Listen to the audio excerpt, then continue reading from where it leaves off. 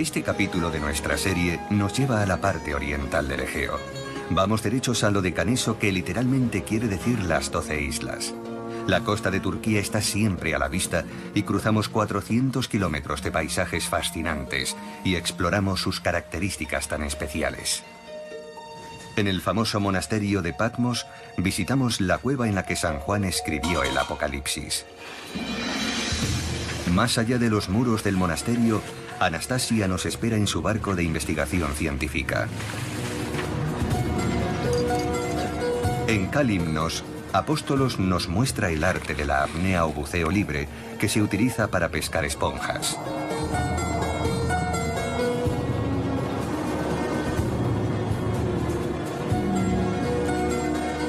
En la isla de Rodas visitaremos a la madre de todos los cafés europeos y aprenderemos cómo el poderoso sultán solía consolar a las mujeres de su harén.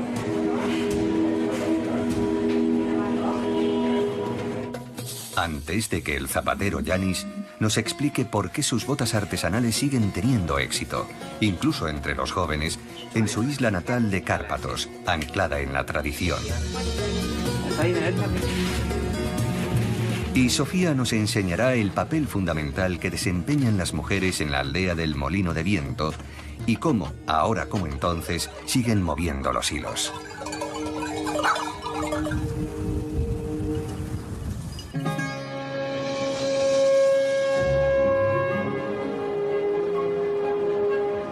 Empezamos nuestro viaje en Patmos, la isla más septentrional de todas las del Dodecaneso.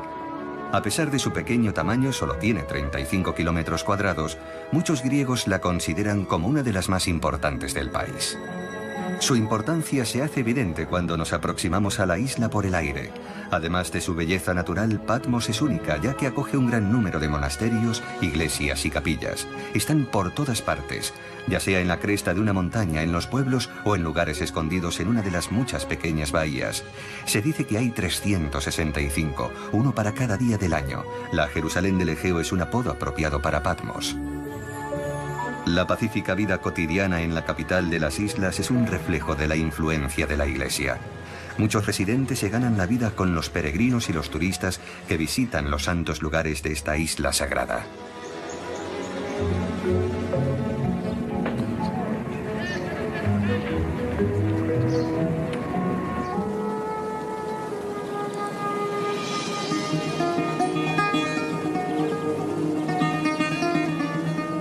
Estamos a 260 metros por encima de la capital, en el mismo lugar donde estuvo en su día el templo de Artemisa, el monasterio de San Juan, fundado hace 1000 años.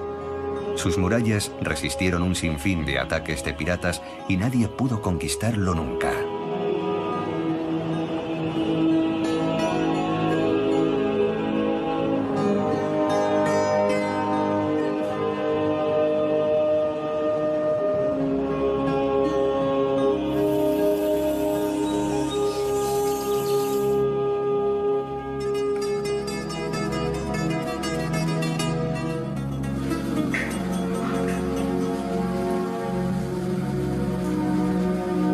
Los tesoros más queridos de los monjes están en la biblioteca, un lugar muy especial que el abad llama la sala de psiquiatría.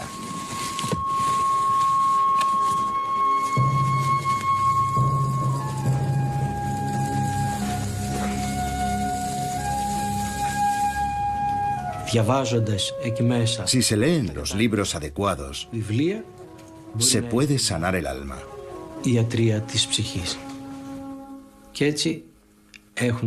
Por eso, la biblioteca se llama el Hospital de las Almas.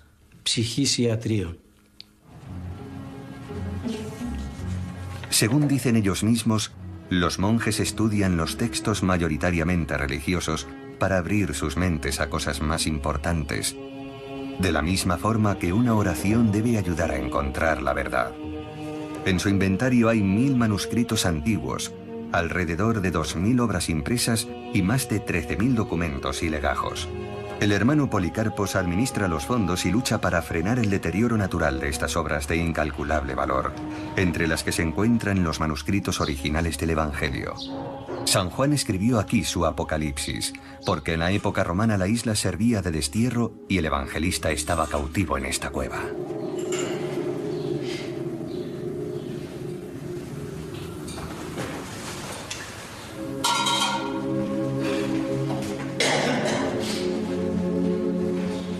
Aquí es donde dormía, donde tuvo las visiones y oyó la voz de Dios que salía de las grietas de las rocas.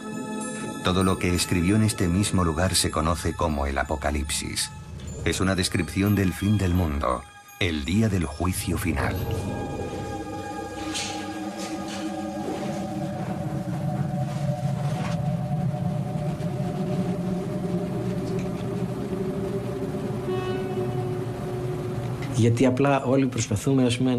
Para nosotros, el Apocalipsis es un escenario futuro. Pero no predice el futuro como se recoge en las profecías de Nostradamus. Es un libro que dice, esto va a suceder, pero no tengáis miedo. Porque al final el Señor triunfará. No temáis cuando reine el mal, porque al final el Señor saldrá victorioso. Los monjes tratan de frenar la desaparición de la biblioteca, sobre todo el deterioro de los libros con técnicas modernas de restauración. Pero sus esfuerzos se centran en transferir todos los escritos a microfilm con el fin de salvaguardar su valioso contenido para futuras generaciones. El mayor problema, el auténtico enemigo, es mantener en secreto estos tesoros para la humanidad.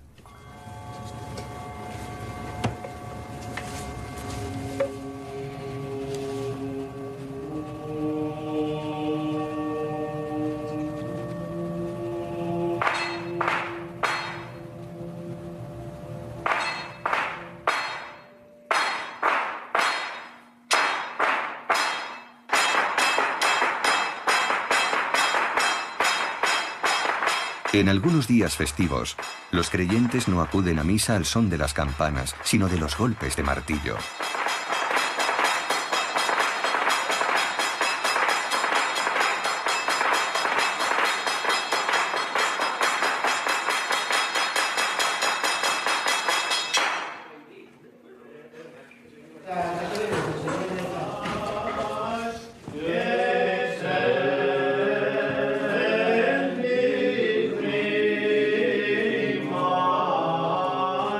En el monasterio viven 10 monjes, pero se invita a los huéspedes a participar en la misa.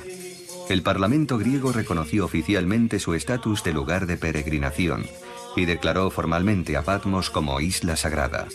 Cada año miles de peregrinos visitan este lugar durante las vacaciones.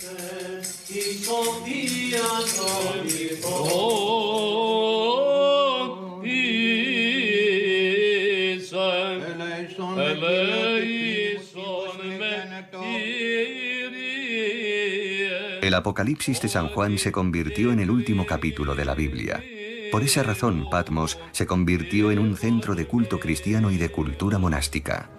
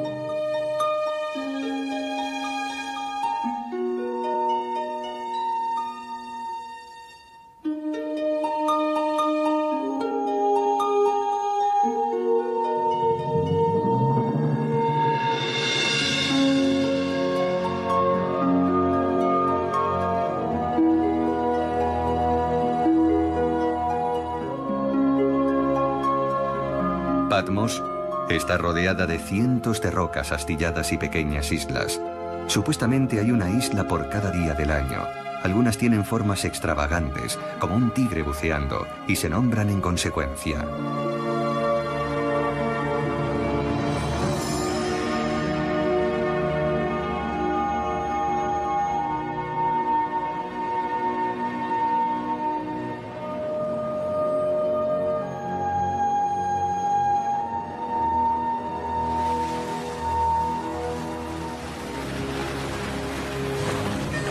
No muy lejos de Patmos encontramos al Nireas, un bergantín dispuesto a evitar el apocalipsis en el Egeo.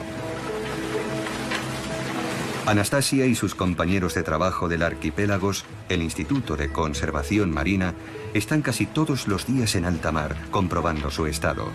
Estos ecologistas buscan a los delfines que suelen habitar en esta zona. No solo confían en sus ojos, sino también en sus oídos, utilizando micrófonos submarinos para localizar a estos tímidos mamíferos marinos. Aparte de por tímidos, cada vez se les ve menos porque su número está menguando. Esto se debe a que no tienen bastante comida.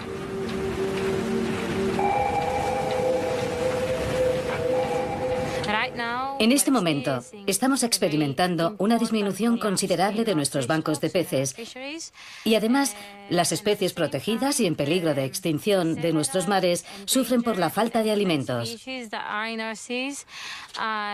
Vemos sus cambios de comportamiento. Observamos que están hambrientos.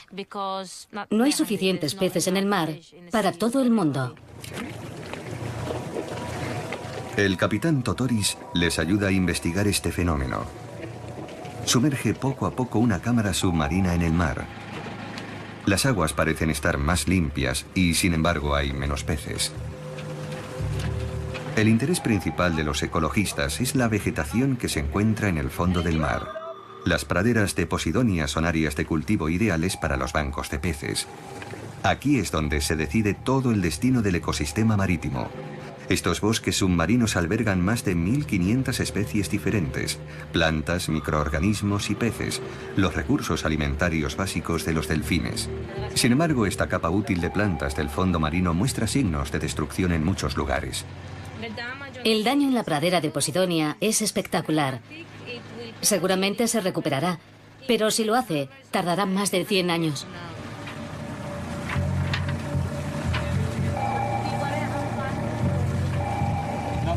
El personal del arquipélago se escanea hectárea a hectárea, documenta y evalúa el estado de las praderas de Posidonia.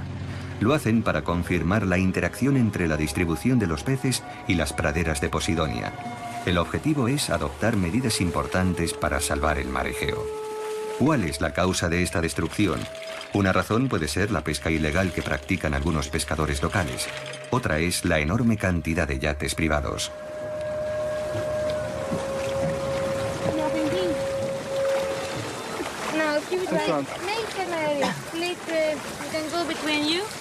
Además, hay otro factor que amenaza su hábitat. Una especie importada de algas que está sustituyendo a las praderas de Posidonia. El equipo de científicos quiere investigarlo más a fondo y con más detalle.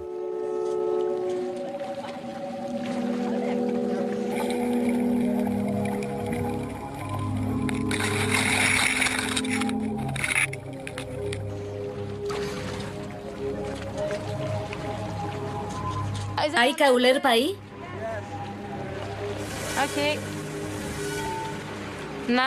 Ahora están buscando si la pradera de Posidonia está amenazada por una especie de alga invasora llamada Caulerpa taxifolia. Se trata de una alga invasora que seguramente llegó al mar Egeo y al Mediterráneo a través del agua de lastre de los barcos. Es una especie que suele darse en Australia.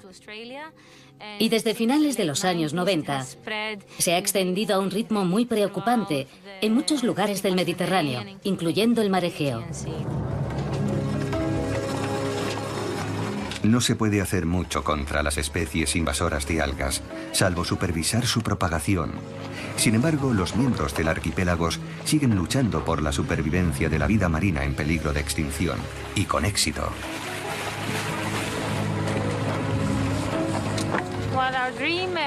Nuestro sueño es salvar lo que podamos antes de que sea demasiado tarde, y es lo que intentamos hacer.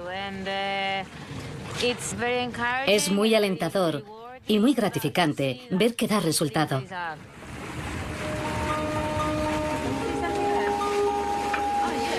Y finalmente, la tripulación vuelve a encontrar delfines. Puede que sea gracias a los periodos impuestos por el gobierno en los que se prohíbe la pesca.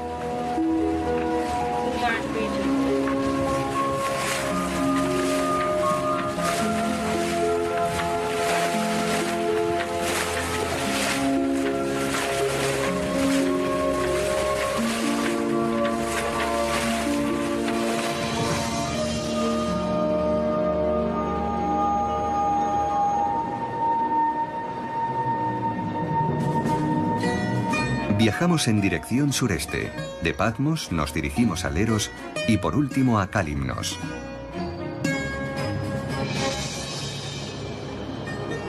Solo se ven las cumbres de lo que fueron montañas imponentes. Esto solía ser tierra firme hasta que los movimientos masivos de tierra sumergieron en el mar enormes extensiones de terreno. Este es el puerto de Leros, que se adentra profundamente en la isla. Es el mayor puerto natural del Mediterráneo oriental. El puerto de mar se ha convertido en una curiosidad.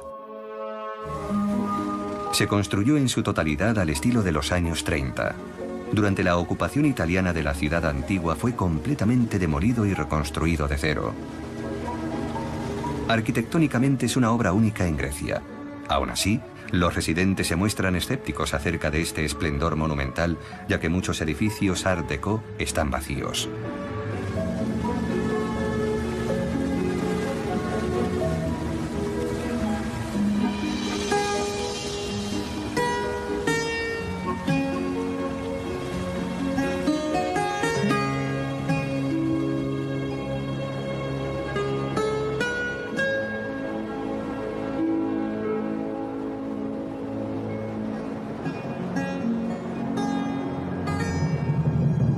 Justo al lado está Kalymnos. En la antigüedad se llamó la isla de la agua buena, pero lo cierto es que ahora sufre escasez, como muchos lugares del Dodecaneso.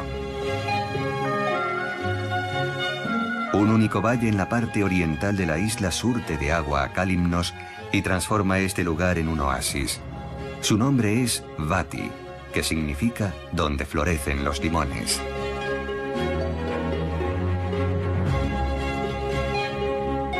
La gente dice que incluso en las montañas se puede oler el perfume de los limones.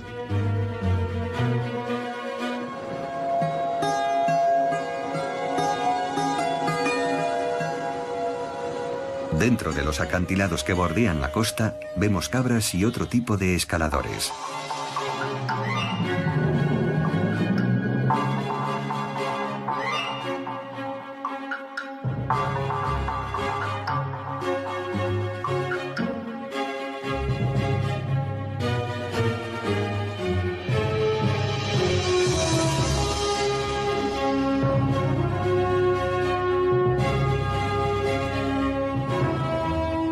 Muchos habitantes de la isla se ganan la vida no solo con las cabras o las cosechas, sino con lo que ofrece el mar.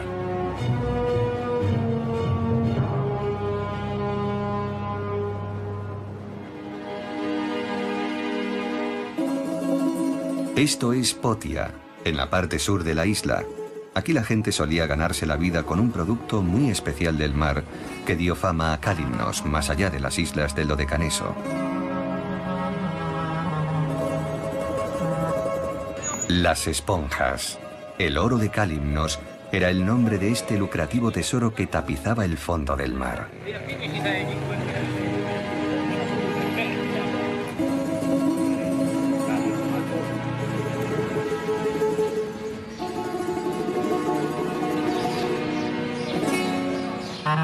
Los buceadores de apnea que se servían de la escandalopetra llevaban una vida peligrosa pero muy rentable.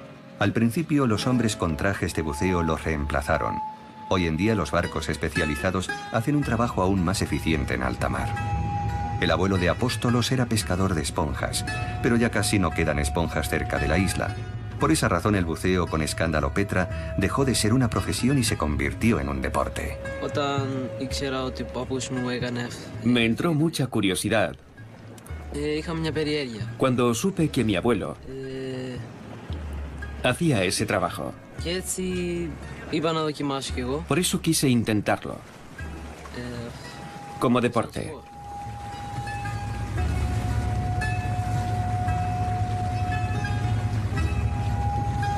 Apóstolos quiere enseñarnos cómo es el buceo en apnea en la actualidad, junto con el instructor Atanasios. Sé que hace algún tiempo bucear con escandalopetra solo se hacía para ganarse la vida y que tenía una gran tradición. Todo era mucho más fácil. Había un barco de pesca con el colauseris en cubierta que sostenía la cuerda y vigilaba al buceador que estaba recogiendo esponjas. Cuando necesitaba salir a la superficie, tiraba de la cuerda.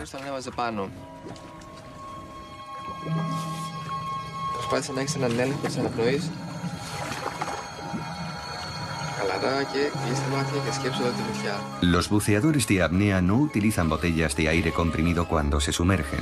Por eso es imprescindible conocer la técnica de respiración. Tienen que contener la respiración al menos 2 minutos para alcanzar una profundidad de 50 metros.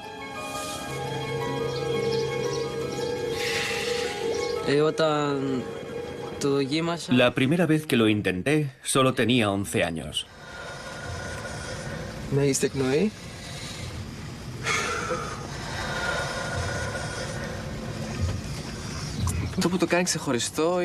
Bucear al estilo Scandalopetra es especial porque, aunque solo llevas un bañador, necesitas muchísima concentración para soportar el frío y el vacío dentro de ti, desde el momento en que desapareces de la superficie. En eso consiste este deporte, en control, en no sentir nada y concentrarte solo en bucear.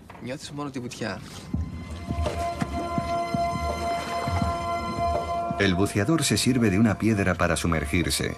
Una cuerda atada a la muñeca conecta al buceador a su compañero en la superficie.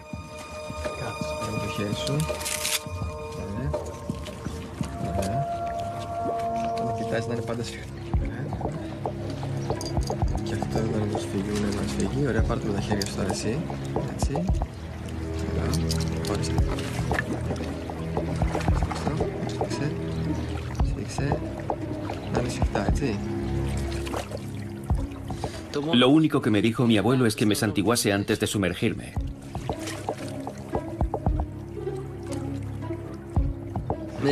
A veces, cuando no estoy bien preparado, siento mucha ansiedad.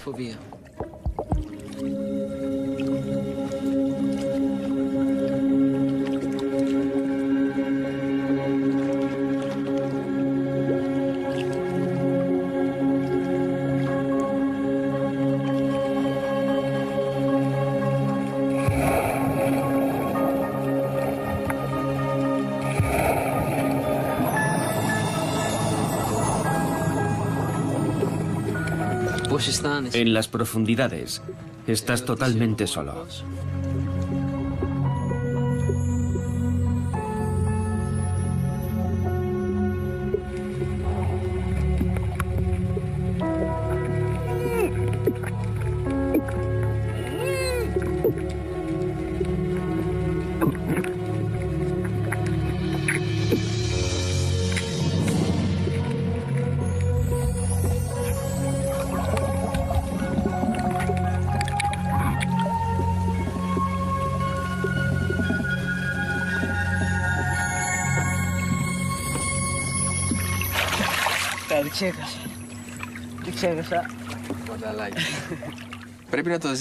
Tienes que experimentarlo por ti mismo para comprenderlo. Me siento vivo, como si viviera ahí abajo, como si el subconsciente se impusiera sobre la mente consciente. No sientes el frío, ni la falta de oxígeno, ni ningún tipo de preocupación. Lo único que experimentas es el vacío y un ruido que viene de no se sabe dónde y que llena tu cuerpo de energía. Y una maravillosa sensación de alegría, porque has superado tu miedo a las profundidades marinas. Ese es el estado mental que buscas.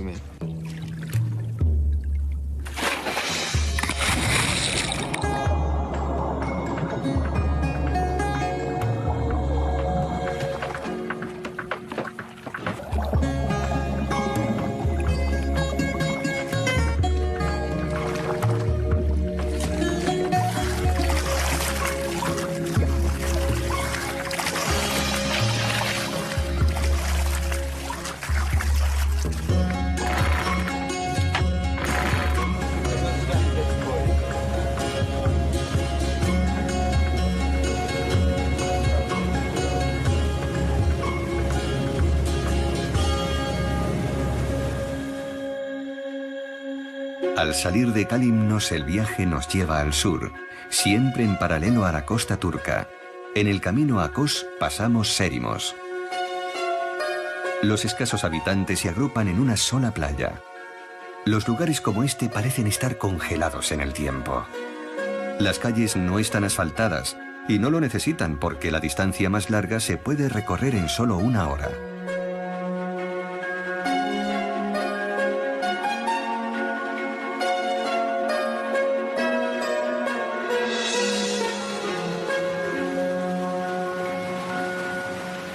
A una distancia de navegación bastante corta, unos 4 kilómetros, está la isla verde de Kos.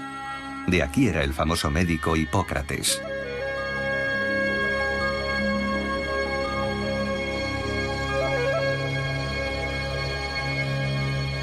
En el centro de la isla se encuentra uno de los más eminentes sanatorios y escuelas de medicina de la antigüedad. Hace más de 2000 años, los visitantes venían para recibir tratamiento. Aquí estaba el primer hospital del mundo.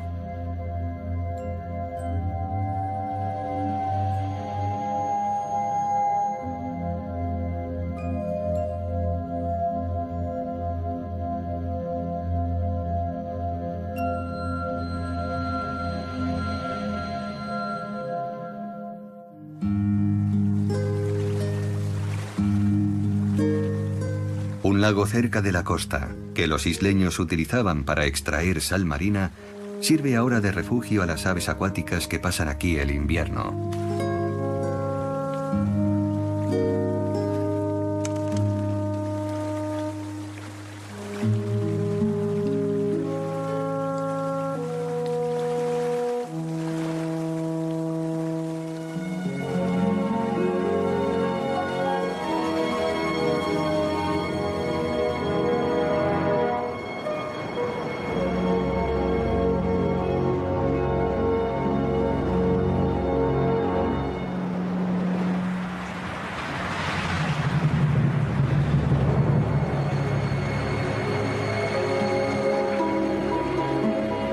A 10 kilómetros de las extensas playas de Kos está Nísiros.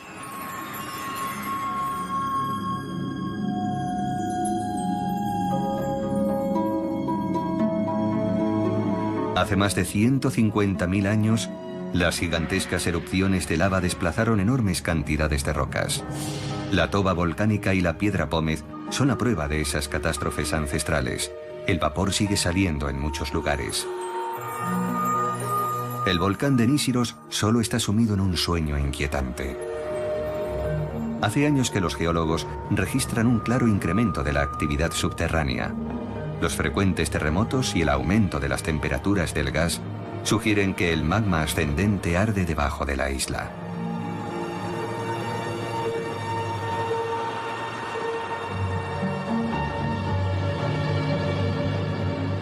Las fumarolas de gas que expulsa el volcán han coloreado de amarillo algunas partes de la caldera. Pero nadie habla de un peligro inminente.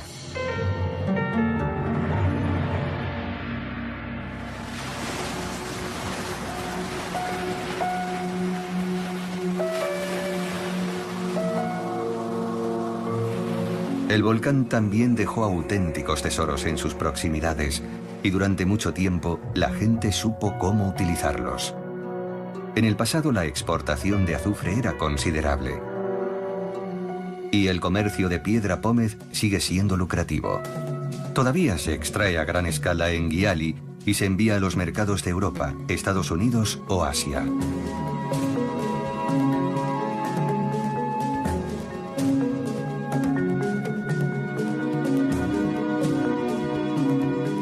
Esta roca porosa es una materia prima muy conocida en la industria de la construcción. Un día, la isla volverá a desaparecer.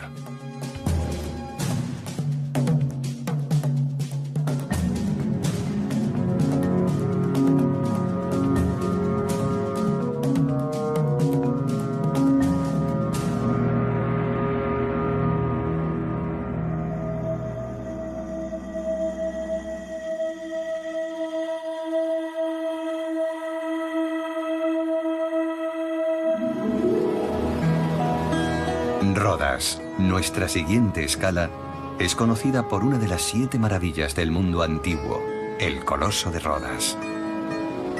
Fue una estatua de bronce de 34 metros de altura, erigida con las piernas apoyadas en ambos lados de la entrada del puerto. El monumento ha desaparecido completamente, pero sigue poblando las tiendas de souvenirs.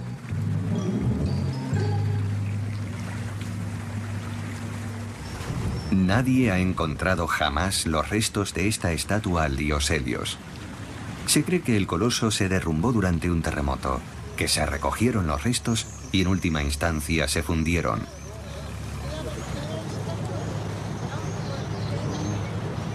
Rodas, cuyo nombre proviene de la antigua denominación griega de Rosa, fue en la antigüedad una de las ciudades más ricas del mundo. En el siglo XII, Rodas se convirtió en una escala para muchos cruzados y peregrinos que se dirigían a Tierra Santa, entre ellos Ricardo Corazón de León. El emperador bizantino concedió a los venecianos y después a los caballeros de la Orden de San Juan permiso para establecerse en Rodas, sobre todo para proteger a la isla del avance islámico árabe. Sin embargo, al final, ni siquiera las fortificaciones más sofisticadas pudieron resistir a la superioridad del sultán Solimán. Los cruzados sufrieron una derrota y se vieron obligados a abandonar la isla.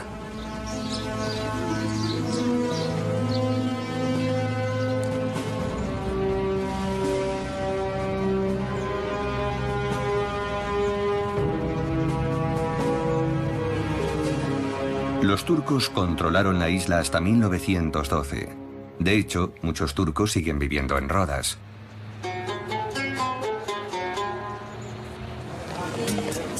Yusuf Kibrisli es uno de ellos. Nació en Rodas y dirige la biblioteca islámica que se encuentra frente a la mezquita de Solimán. Mi familia lleva viviendo en Rodas desde 1522. Mis antepasados vinieron a luchar con el sultán y se quedaron a vivir aquí. Soy la última generación de la familia. Mi bisabuelo era jefe de artillería. En el paisaje urbano de Rodas quedan calles de la época de los cruzados, así como muchos bazares que son auténticos barrios. Yusuf Kibrisli nos lleva a un café muy especial en el casco antiguo, el café más antiguo de toda Europa. En la isla el comercio del café se remonta al siglo XIV. Aquí es donde los granos tostados de café emprendían su marcha triunfal hacia el resto de Europa. El café molido y el azúcar se mezclan y se cuecen en agua hirviendo, igual que hace 600 años.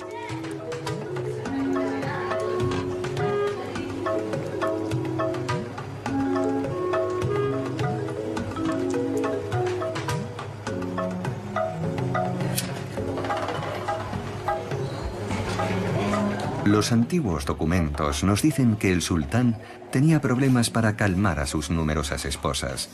Así que animó a sus reposteros a que encontraran la solución. Su misión era elaborar algo especial que acabase con los conflictos que había en su harén. Sus reposteros empezaron a mezclar jarabe hecho de azúcar con nueces, miel, almendras, especias y frutos secos. El resultado fue una de las maravillosas delicias profundamente arraigadas en la cultura actual de Rodas. En Grecia, el nombre del café era el turco. Cuando pedían un café decían, «Tráeme un turco». Desde la derrota de Grecia en el conflicto de Chipre, la industria publicitaria ha propiciado un cambio de nombre. Ahora en muchos lugares se dice, «Tráeme un griego». Aunque el nombre es diferente, la bebida no ha cambiado ni de sabor ni de ingredientes.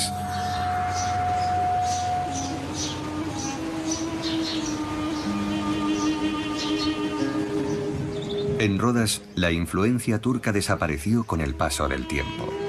Muchos turcos nacidos en Rodas se acostumbraron al estilo de vida griego. De hecho, la comunidad turca disminuye continuamente y solo se utiliza una mezquita de las muchas que todavía están en pie.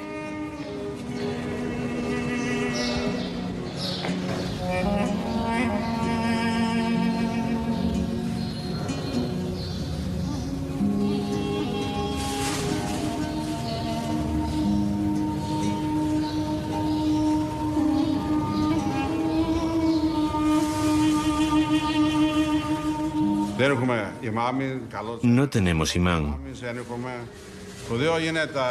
pero tenemos unos libros religiosos muy especiales. Por ejemplo, este, el Corán, que tiene 900 años.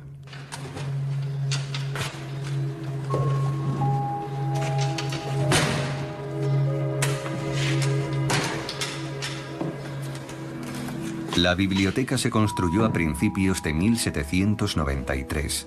Desde entonces alberga valiosos manuscritos en árabe, turco y farsi. Hay una crónica sobre la ocupación turca de 1522. Es la memoria de Rodas sobre su identidad islámica.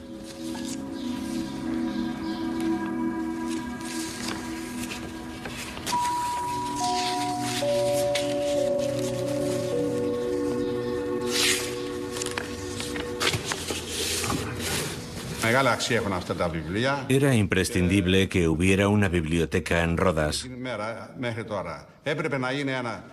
para que no se olvidaran las raíces islámicas.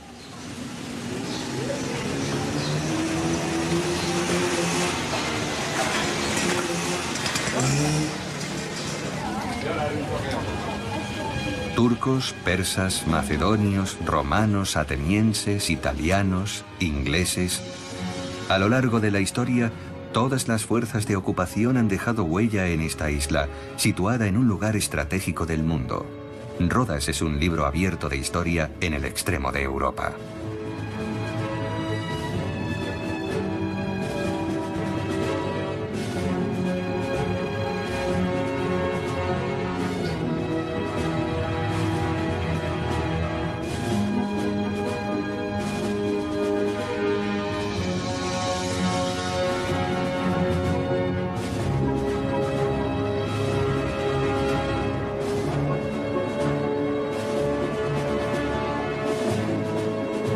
Hemos pasado por Sérimos, Kos, Giali y Nísiros en nuestro viaje a Rodas.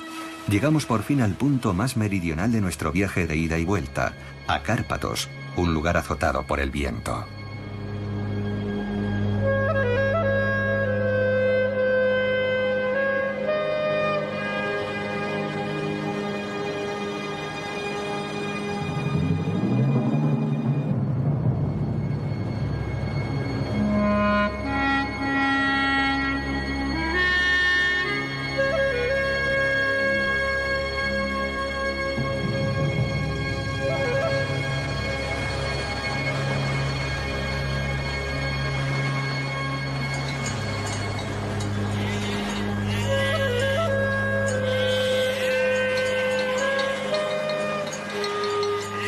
La auténtica Grecia empieza en este confín del Dodecaneso. Su geografía la hace casi inaccesible incluso en nuestros días. Es el lugar donde los griegos son más conscientes de sus tradiciones. Es una zona que nunca interesó ni a piratas ni a conquistadores, ya que todos asumían que no había ningún botín. Sus habitantes se asentaron aquí en el siglo VII, ocultos entre el mar y la ladera de la montaña. Gracias a esta estratagema, Olimpo se convirtió en un refugio y estuvo oculto durante cientos de años.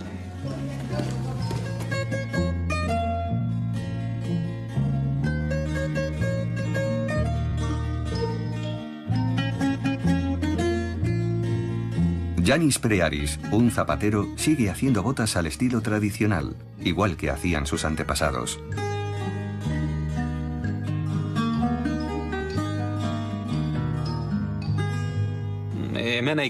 Toda mi familia tenía este oficio. Mi abuelo, mi tío, mi padre y ahora yo. Pero lo cierto es que soy el último de mi pueblo que hace estos zapatos. Y también las zapatillas tradicionales. El taller de Yanis sigue igual que en tiempos de su abuelo. No utiliza máquinas, solo herramientas tradicionales.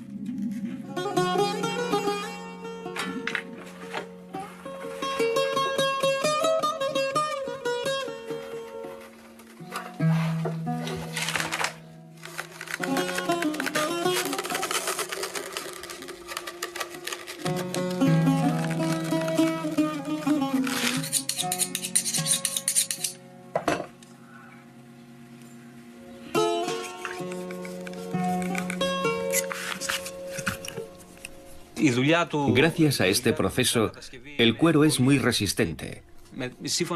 Se adapta a las condiciones y al suelo que hay en la isla, y la gente puede llevarlos para trabajar en el campo.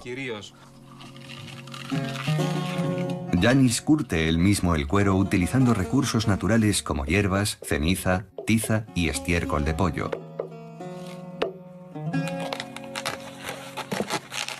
Después se sirve del aceite de oliva y de la grasa de cerdo para darle elasticidad al cuero. Cada par de zapatos requiere 3 días de trabajo. Toda la labor artesanal se realiza con enorme precisión y cada par es único. Y sus clientes saben apreciarlo.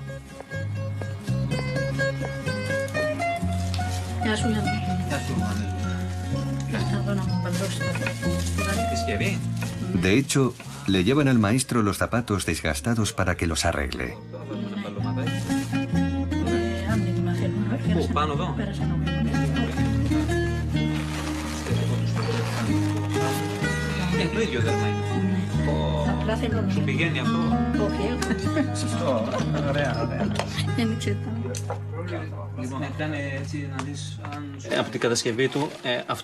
Estas son unas Estivani, que se llevan para trabajar en el campo.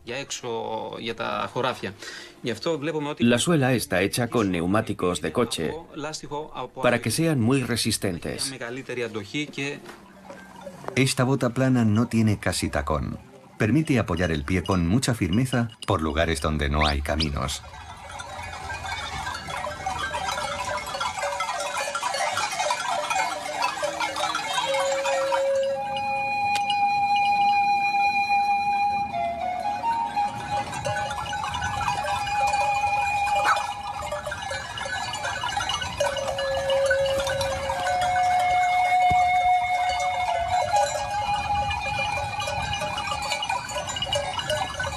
Esta es la caña del zapato. Es muy alta para proteger a la pierna de las ramas, de las heridas que pueden causar las piedras afiladas y también de las espinas y las mordeduras de serpiente.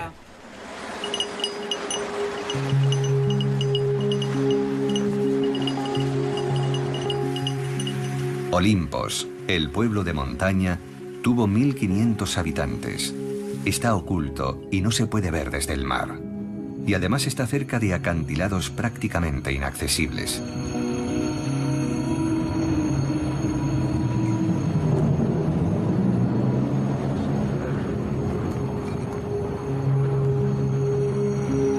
Los fuertes vientos no solo dificultaban la llegada de los piratas, también alimentaban los 65 molinos de viento de Olimpos. Casi todas las familias molían su propio grano.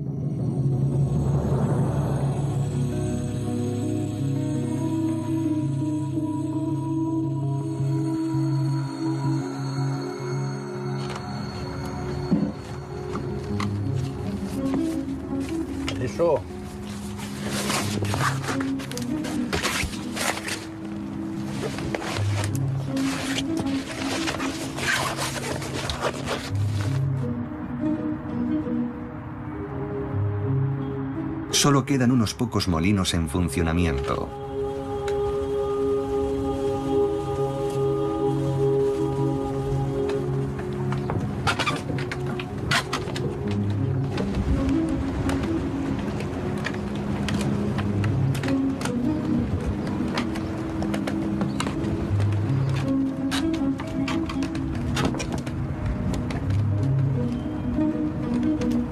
Sofía Farmakidi y su marido Vasili son los únicos que han sabido conservar esa tradición en un molino que es propiedad de Sofía. Heredamos este molino de nuestra abuela. Dicen que tiene más de 200 años.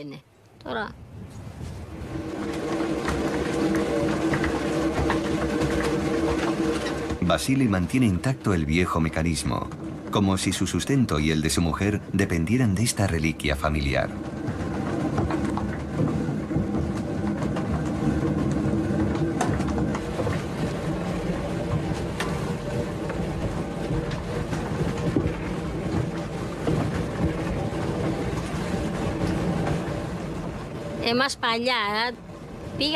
La hija mayor es la que heredaba los bienes de la madre. Pero nosotros no teníamos mucho que dejar. Hoy en día no somos tan estrictos.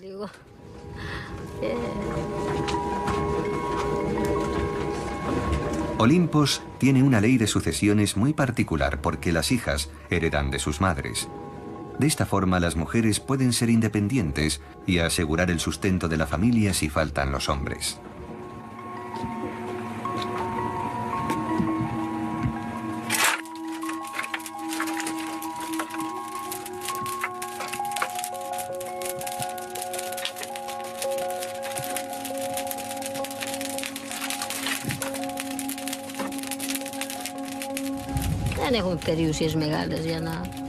Apenas hay para vivir.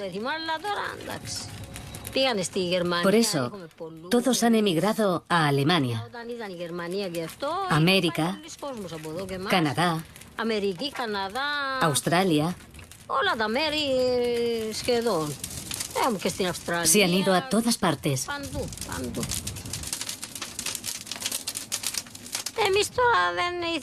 Mi marido no quiso irse. Mis padres y todos mis hermanos están en América, pero nosotros nos quedamos aquí.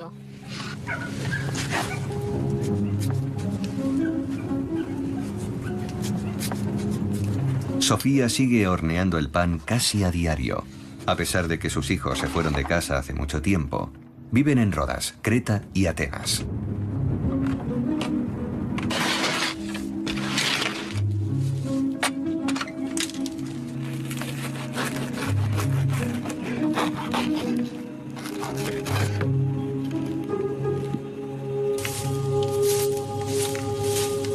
Antes había más de 200 niños en esta aldea. Hoy en día solo quedan algunos jóvenes. A Yanis le gusta mucho que algunos sigan apreciando las tradiciones y le encarguen los estivani tradicionales. Tiene la sensación de que no se ha equivocado al quedarse en la isla.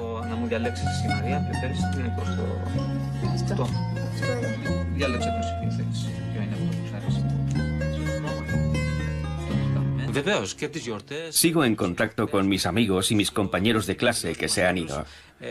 Me visitan en vacaciones o hablamos por teléfono. Gracias a las nuevas tecnologías, podemos estar en contacto por correo electrónico o por la radio. Al amanecer, Yanis se convierte en locutor de radio. Gracias a la radio por internet, se pone en contacto con los antiguos habitantes de Olympos, que se fueron para ver mundo pero que se solidarizan con él.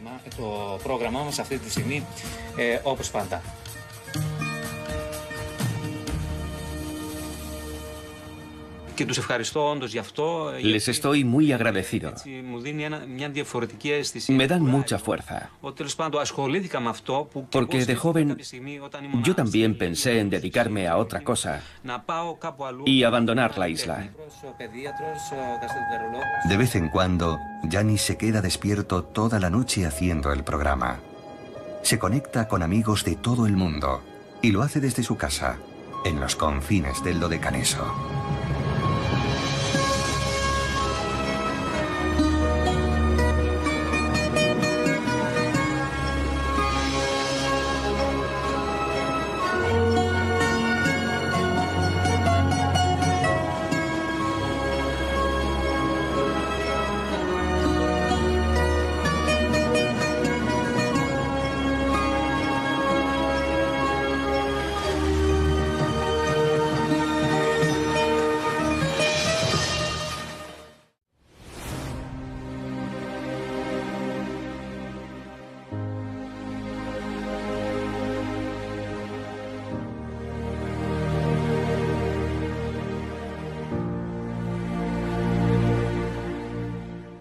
Este capítulo de nuestra serie nos lleva a la parte oriental del Egeo. Vamos derechos al Dodecaneso, que literalmente quiere decir las 12 islas.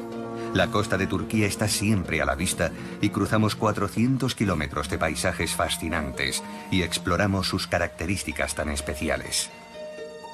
En el famoso monasterio de Patmos visitamos la cueva en la que San Juan escribió el Apocalipsis. Más allá de los muros del monasterio Anastasia nos espera en su barco de investigación científica. En Kalymnos, Apóstolos nos muestra el arte de la apnea o buceo libre que se utiliza para pescar esponjas.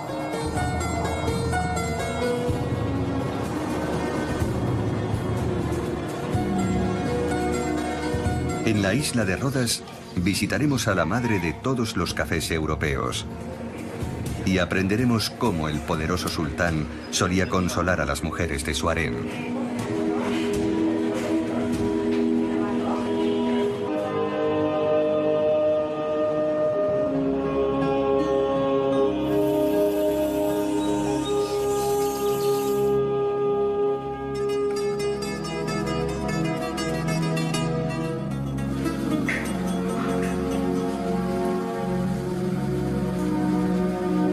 Los tesoros más queridos de los monjes están en la biblioteca, un lugar muy especial que el abad llama la sala de psiquiatría.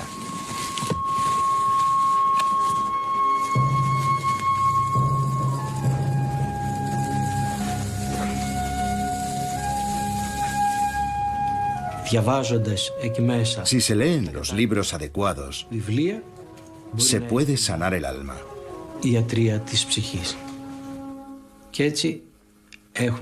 Por eso, la biblioteca se llama el Hospital de las Almas.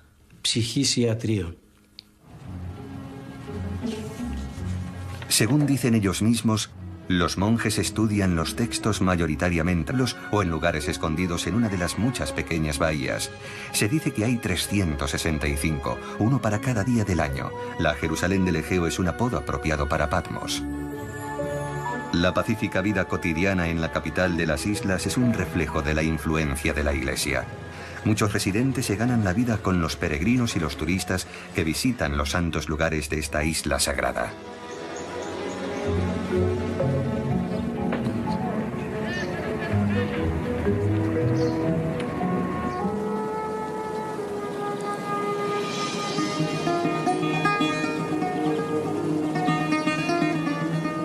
Estamos a 260 metros por encima de la capital, en el mismo lugar donde estuvo en su día el templo de Artemisa, el monasterio de San Juan, fundado hace 1000 años. Sus murallas resistieron un sinfín de ataques de piratas y nadie pudo conquistarlo nunca.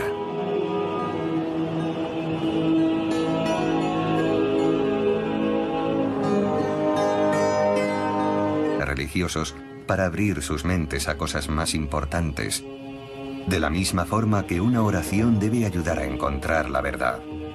En su inventario hay 1000 manuscritos antiguos, alrededor de 2000 obras impresas y más de 13000 documentos y legajos. El hermano Policarpos administra los fondos y lucha para frenar el deterioro natural de estas obras de incalculable valor, entre las que se encuentran los manuscritos originales del Evangelio. San Juan escribió aquí su Apocalipsis, porque en la época romana la isla servía de destierro y el evangelista estaba cautivo en esta cueva.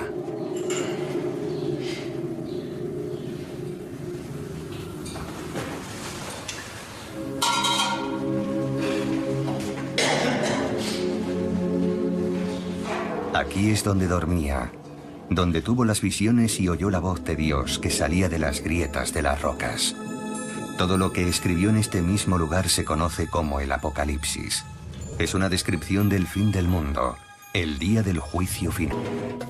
Antes de que el zapatero Yanis nos explique por qué sus botas artesanales siguen teniendo éxito, incluso entre los jóvenes, en su isla natal de Cárpatos, anclada en la tradición. Y Sofía nos enseñará el papel fundamental que desempeñan las mujeres en la aldea del Molino de Viento y cómo, ahora como entonces, siguen moviendo los hilos.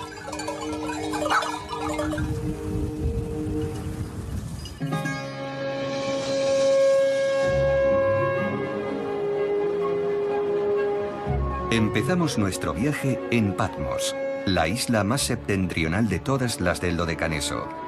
A pesar de su pequeño tamaño, solo tiene 35 kilómetros cuadrados, muchos griegos la consideran como una de las más importantes del país.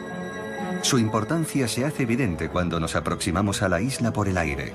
Además de su belleza natural, Patmos es única, ya que acoge un gran número de monasterios, iglesias y capillas. Están por todas partes, ya sea en la cresta de una montaña, en los pueblos